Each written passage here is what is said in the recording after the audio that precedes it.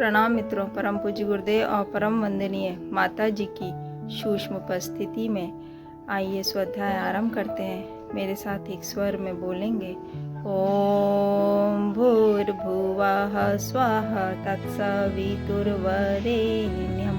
भर्गो देवस्य धीमहि धियो यो नः प्रचोदयात्। ओम गुरुर्ब्रह्मा गुरुर्विष्णुः गुरुदेवो महेश्वरः गुरु साक्षात् परब्रह्म तस्मै श्री गुरुवे नमः। तस्मै श्री गुरुवे नमः। आज का विषय है बौद्ध धर्म का प्रचार एवं प्रसार। धार्मिकता और आध्यात्मिकता भारतीय संस्कृति की आत्मा के सर्वोच्च मूल्य हैं। इन्हें पोषित, विकसित व विस्तारित करने में सनातन धर्म, जिसे वैदिक धर्म भी कहा जाता है, की सर्वाधिक महत्वपूर्ण और मुख्य भूमिका रही है। यह निर्विवाद सत्य है कि भारतवर्ष के उच्चतम आदर्शों और मूल्यों को प्रतिष्ठापित करने और धार्मिकता व आत्मिकता से इन्हें विकसित बनाए रखने वाला सनातन धर्म ही है। परंतु इन्हीं मूल्यों, आदर्शों और धर्म अध्यात्म की दीप्ति को और अधिक प्रखर व तीव्र बनाने का योगदान बौद्ध धर्म का भी रहा है। भारत की संस्कृति एवं समाज पर भी वैदिक धर्म के अलावा यदि सबसे ज्यादा प्रभाव व व्यापकता दिखाई देती है तो वह है बौद्ध धर्म की ही है। भगवान बुद्ध द्वारा प्रवर्तित बौद्ध धर्म ने भारत की सांस्कृतिक व सामाजिक अवधारणाओं को सर्वथा नूतन दृष्टि एवं विचारों से और अधिक व्यापक तथा सार्वभौम बनाने का कार्य किया है।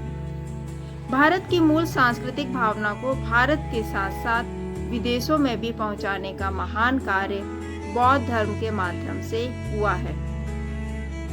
ऐतिहासिक साक्ष्यों एवं प्राचीन साहित्यों से यह स्पष्ट हो गया कि भारत के महान सम्राट अशोक और कनिष्क के काल में बुद्ध के विचारों को लेकर अनेक भिक्षु अनेक देशों को गए और वहां बुद्ध की वाणी में भारतीय धर्म और संस्कृति का संदेश सुनाया। चीन, जापान, मंगोलिया, तिब्बत, म्यांमार, जावा, सुमात्रा, कंबोडिया, लंका जैसे दक्षिण पूर्व एशिया के सुदूर देशों में बौद्ध धर्म का प्रचार कर उन्होंने बौद्ध धर्म को स्थापित किया, जिसका प्रमाण एवं परंपरा इन देशों में अभी भी मौजूद है। बौद्ध धर्म को आत्मसात करने वाले अनेक देशों के लिए भारत एक पवित्र तीर्थ की तरह बन गया तथा वहां के निवासियों ने महात्मा बुद्ध के विचारों व भारतीय संस्कृति के मार्मिक पहलुओं को जानने के उद्देश्य से भारत की यात्रा करने की सुदीर्घ परंपरा स्थापित की। वर्तमान में भी भगवान बुद्ध के विचार समाज, संस्कृति और संपूर्ण विश्व मानवता के लिए उतने ही प्रासंगिक और व्यवहारिक हैं जितने प्राचीन काल में रहे हैं। उनके सिद्धांत को लेकर बौद्ध धर्म विश्व के जिस भी स्थान पर पहुंचा, वह स्थान उनसे प्रभावित हुए बिना नहीं रह सका है। वसुधैव कुटुंबकम और सर्वे भवन्तु सुखिनः जैसे उदात्त भावनाओं को आत्मसात करने वाले बौद्ध धर्म की विशेषताओं, विचारों और प्रभावों को जानने की जिज्ञासा प्रत्येक मानवता प्रेमी के मन में उठती है। बौद्ध धर्म कब, कौन सी परिस्थितियों में उत्पन्न हुआ, उसकी लोकप्रियता और व्यापकता के क्या कारण रहे और उसकी प्रभावशीलता से कौन से प्रमुख कारक हैं, ऐसी ही महत्वपूर्ण जिज्ञासा और प्रश्नों का समुचित समाधान प्रस्तुत करने वाला एक महत्वपूर्ण शोध कार्य हमारी देव संस्कृति विश्वविद्यालय में संपन्न किया गया, जो कि शांतिकुंज हरिद्वार में है।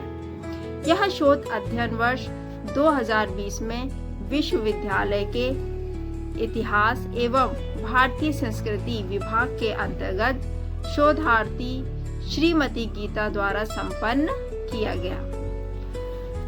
उन्होंने एक खोज करी, रिसर्च किया।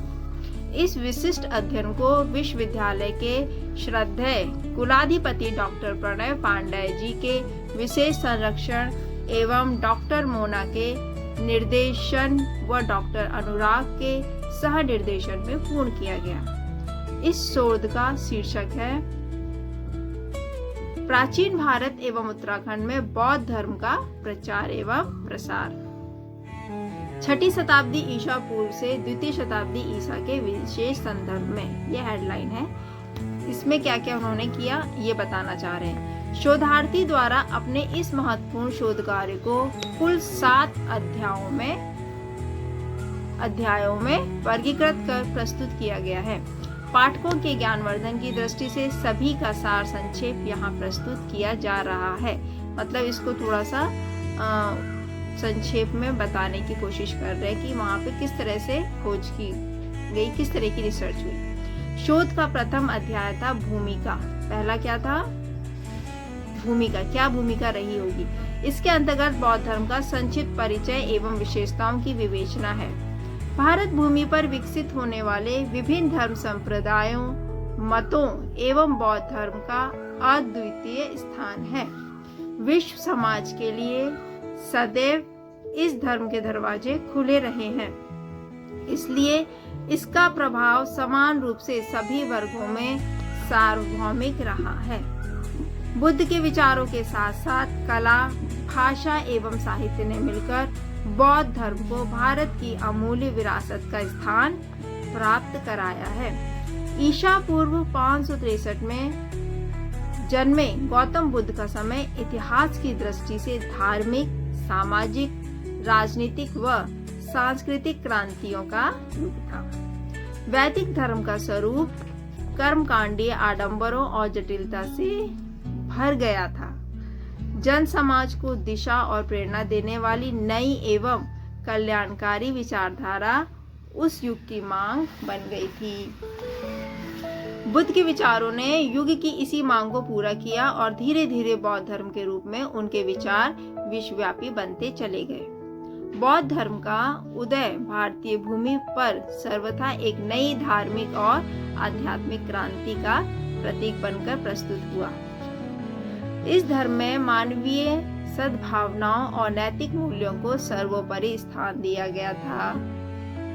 फलस्वरूप भारत के बाहर भी अनेक देश पूर्ण रूपेण इसके अनुयायी होते चले गए। दुखों से मुक्ति और कर्म, आचरण, व्यवहार की शुद्धता ही इस धर्म की मूल्य मंत्रणा रही है। जीवन दर्शन के रूप में 4 आर्षसत्य और अष्टांगिक मार्ग ने बौद्ध धर्म को मानव कल्याण के एक सार्वभौमिक आदर्श के रूप में स्थापित कर दिया। अध्ययन का द्वितीय अध्याय तो 2 भागों में वर्गीकृत है। मतलब पहला अध्याय हमने पढ़ लिया भूमिका कि भाई क्यों बनाया गया, ये क्यों रिसर्च की गई थी, है ना। दूसरा है क्या भूमिका रही बौद्ध धर्म की इसमें, और दूसरा है महात्मा बुद्ध का जीवन एवं उनकी शिक्षाएं और बौद्ध धर्म के विभिन्न संप्रदाय। ये दूसरा अध्ययन का विषय है। गौतम बुद्ध का मूल नाम सिद्धार्थ था। पिता शुद्धोधन और माता माया देवी की संतान बुद्ध का बचपन अलौकिक से पूर्ण रहा। युवावस्था में राजपाट छोड़ वे सत्य की खोज में निकल गए और तपस्या कर निर्वाण प्राप्त कर लिया। ज्ञान प्राप्ति की अवस्था को संबोधित कहा जाता है, इसी से उनका नाम बुद्ध पड़ा। सर्वप्रथम उन्होंने 4 आर्षसत्यों का उपदेश किया और समस्त दुखों से मुक्ति पाने के लिए अष्टांगिक मार्ग का प्रतिपादन भी किया।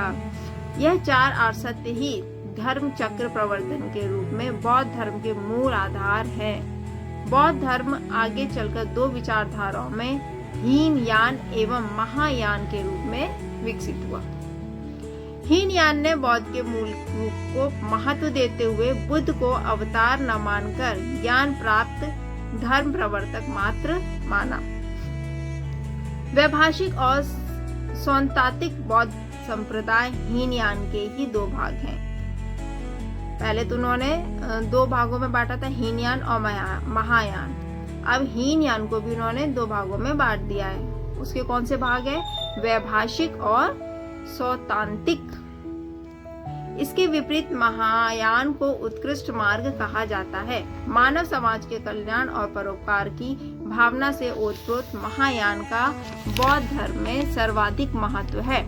माध्यात्मिक व योगाचार से ये 2 महायान के संप्रदाय हैं। ठीक है, अब आ गया तीसरा शोध का टॉपिक क्या था? महाजनपद काल का परिचय एवं इस काल में बौद्ध धर्म का प्रचार एवं प्रसार। इतिहासकारों की गणना में 1000 से 100 ईसा पूर्व के बीच का काल भारत का महाजनपद काल कहलाता है। बुद्ध के समय संपूर्ण राष्ट्र 16 प्रमुख महाजनपदों में विभक्त था। 16 प्रमुख महाजनपदों में ये थे अंग, मगध, काशी, कौशल, वज्जी, मल, वत्स, चेदी, कुरु, पांचाल, मद्र, सूरसेन, अवंती, गांधार, कंबोज और अश्मक। ये 16 प्रमुख महाजनपदों में हमारा राष्ट्र विभक्त हुआ था। इस महाजनपद काल में अनेक राजाओं द्वारा बौद्ध धर्म का अपने अपने साम्राज्य में प्रचार प्रसार किया गया। कौशल, वत्स, अमवती, मगध, इन 4 महाजनपदों ने तो बौद्ध धर्म के पोषण, संरक्षण और प्रसार में अभूतपूर्व योगदान दिया। देश विदेश में बौद्ध धर्म की लोकप्रियता के पीछे इन्हीं महाजनपदों के शासक की महत्वपूर्ण भूमिका रही है। चतुर्थ अध्याय के अंतर्गत, मतलब अब चौथे में कौन से टॉपिक पे रिसर्च हुआ? मौर्य काल का परिचय तथा अशोक द्वारा बौद्ध धर्म के प्रचार प्रसार की विस्तृत विवेचना प्रस्तुत की गई। भारतवर्ष के इतिहास में सिकंदर के वापस लौट जाने और नंदवंश के पतन के साथ ही चंद्रगुप्त मौर्य के नेतृत्व में भारतीय एकता के पर्याय मौर्य साम्राज्य का उदय हुआ। चंद्रगुप्त का शासन उनके गुरु चाणक्य के विचारों से प्रेरित रहा। 345 ईसा पूर्व जन्मे चंद्रगुप्त मौर्य ने ही नंद वंश को पराजित कर मौर्य समाज की स्थापना की थी। कौटिल्य का अर्थशास्त्र और जैन कल्पसूत्र इसी काल की रचनाएं हैं। चंद्रगुप्त के पश्चात बिंदुसार और फिर सम्राट अशोक द्वारा इस शक्तिशाली साम्राज्य को नेतृत्व प्रदान किया गया। अशोक का शासन भारतीय इतिहास का गौरवशाली काल माना जाता है। धर्म, संस्कृति, समाज, साहित्य, कला आदि का अद्भुत विकास इस काल में देखा जाता है। कलिंग युद्ध के पश्चात सम्राट अशोक ने बौद्ध धर्म को अपना लिया और जीवन पर्यंत उसके प्रचार प्रसार में लगे रहे। अब 5वां टॉपिक क्या है? 5वां है कुषाण काल। कुषाण काल में क्या? एक परिचय तथा कुषाण काल में बौद्ध धर्म का प्रचार प्रसार। मौर्य समाज के अस्त होने पर कुषाण काल का उदय हुआ। इस काल के राजाओं का शासन गुप्त काल तक चला। मान्यता है कि टुंड्रो ग्रीक शक पहलव की भांति कुषाण भी विदेशी थे। इस युग में धर्म, साहित्य और मूर्ति कला का महत्वपूर्ण विकास हुआ। महायान संप्रदाय का उदय, गांधार कला और बौद्ध मूर्ति कला का सूत्रपात इसी काल में हुआ। इस साम्राज्य के 7 राजाओं ने तीसरे कनिष्क सबसे प्रभावशाली शासक माने जाते हैं। उन्होंने जीवन के अंतिम काल में बौद्ध धर्म अपनाया और बौद्ध प्रचारक के रूप में बौद्ध धर्म की बोधगम्य शिक्षाओं को नव जीवन प्रदान भी किया। 6 टॉपिक है 6ठी शताब्दी ईसा पूर्व से 2वीं शताब्दी ईस्वी तक उत्तराखंड में बौद्ध धर्म का प्रचार एवं प्रसार। हिमालय की गोद में स्थित उत्तराखंड राज्य को देवभूमि भी कहा जाता है। पौराणिक ग्रंथों, महाकाव्यों में इस क्षेत्र की अत्यंत ही महत्ता उल्लिखित है। यह आदिकाल से धर्म, संस्कृति, सभ्यता और अध्यात्म साधना का केंद्र भी रहा है। इसकी सीमाएं उत्तर में तिब्बत, पूर्व में नेपाल, पश्चिम में हिमालय प्रदेश तथा दक्षिण में उत्तर प्रदेश से लगी हुई है। यह राज्य भारतवर्ष के उत्तरी भाग के रूप में प्रसिद्ध है। समय समय पर यहाँ भारत के अनेक सम्राटों का शासन भी रहा, जो शासक बौद्ध धर्म के अनुयायी रहे। उन्होंने उत्तराखंड में भी बौद्ध धर्म के प्रचार प्रसार भी किया। भिन्न भिन्न शासन कालों में हुए बौद्ध धर्म के प्रचार से संबंधित साक्ष्य एवं अवशेष उत्तराखंड की भूमि पर अभी भी मौजूद हैं। इतिहासकारों के अनुसार 6ठी शताब्दी ईसा पूर्व से लेकर 2वीं शताब्दी ईसा तक शासकों एवं बौद्ध भिक्षुओं द्वारा यहाँ व्यापक प्रचार प्रसार किया गया। शोध अध्ययन का अंतिम अध्याय था उपसंहार। अब लास्ट टॉपिक है उपसंहार। इसके अंदर क्या बताया कि किस चीज का रिसर्च हुआ भाई? इसके अंतर्गत सभी अध्यायों का सारांश प्रस्तुत करते हुए इसकी महत्ता, प्रासंगिकता और शोध निष्कर्ष के रूप में बौद्ध धर्म की प्राचीनता, व्यवहारिकता तथा सार्वभौम उपादेयता को उजागर किया गया है। बौद्ध धर्म भारत का अंतर्राष्ट्रीय ख्याति प्राप्त धर्म है। जन समाज का समर्थन और इतिहास के शक्तिशाली शासकों द्वारा इसके संरक्षण एवं पोषण से इस धर्म ने भारतीय संस्कृति के विभिन्न पहलुओं के विषय में अमूल्य योगदान दिया है। आज भी विश्व की 1/3 जनता बौद्ध धर्म तथा इसके महान आदर्शों में अपनी श्रद्धा रखती है। यह शोध बौद्ध धर्म के मौलिक विचारों को उजागर करने के साथ ही इसके व्यवहारिक एवं गौरवशाली पक्षों की भी जानकारी प्रस्तुत करता है। ये थी आज का स्वाध्याय जो हमने बौद्ध धर्म पे आज हमने स्वाध्याय किया। मित्रों, अगर पसंद आता है या आप इसको नहीं देख पाते हैं तो आप इसको चलाकर अपने घर में रख दीजिए और उसको सुनिए, क्योंकि हमें दिन भर में एक बार तो जरूर स्वाध्याय करना ही चाहिए। इससे मन, आत्मा सबको एक दिशा मिलती है ना? तो हमें स्वाध्याय अवश्य करना चाहिए। इसी के साथ मैं यहाँ पे विराम लेती हूँ। धन्यवाद मित्रों। ओम देहु शांति अंतरिक्षगम शांति पृथ्वी शांतिरापः शांतिरोषधयः शांति नस्पतयः शांतिर्विश्वे देवाः शांतिर्ब्रह्म शांति सर्वगम शांति शांतिरेव शांतिः सामा शांतिरेधि। ओम शांति शांति शांति सर्वारिष्ट सुशांतिर्भवतु।